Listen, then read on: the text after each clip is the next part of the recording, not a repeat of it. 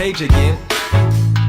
What did he tell you that day when he sat you down at lunch? What did he tell you the project was that we've all been engaged in? He told me that it was basically this idea of raising HIV awareness, but in a very unique way of throwing a music festival in places that wouldn't typically get some of these like larger scale superstar acts.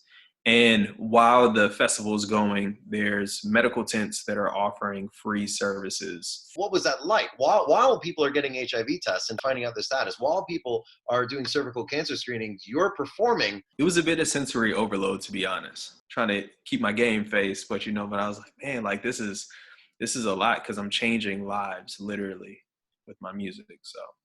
So what has been your major takeaway based upon that very heady reaction that you've gotten from audience members in Uganda and Rwanda? When you're given a platform, it is your responsibility to make sure that you're instilling integrity, that you're encouraging, inspiring, and motivating people to the best of your ability with what you do and with what you have. All of a sudden, now I'm performing on stages that the audience is big enough to fill Red Rocks like twice, and in my head, I'm just like, oh, I'm just little S-Rap from Nashville.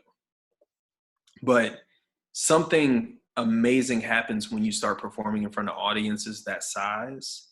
So then all of a sudden now when I come home and I'm performing in front of 100 people, 200 people, they get such a strong and such a rich show, which I directly contribute to my experiences abroad.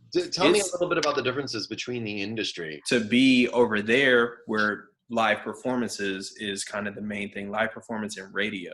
Whereas here, people don't really aim for radio as much. The artists over there are used to performing in front of hundreds and thousands of people.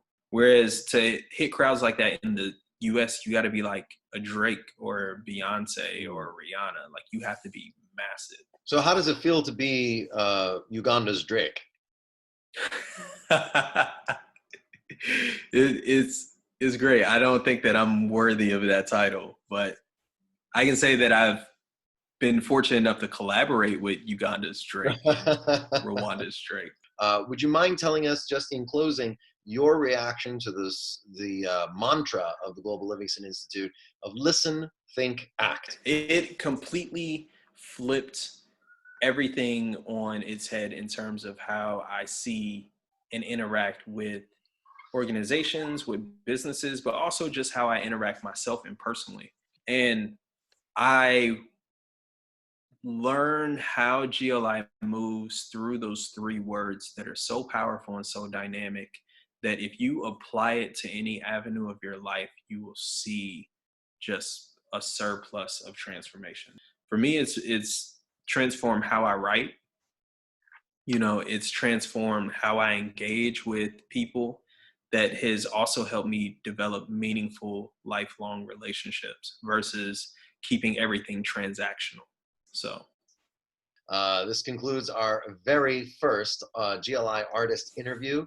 That's wrap. Again, thank you so much, and you take care. Peace out. yeah, thank you, and tell everyone I said hello.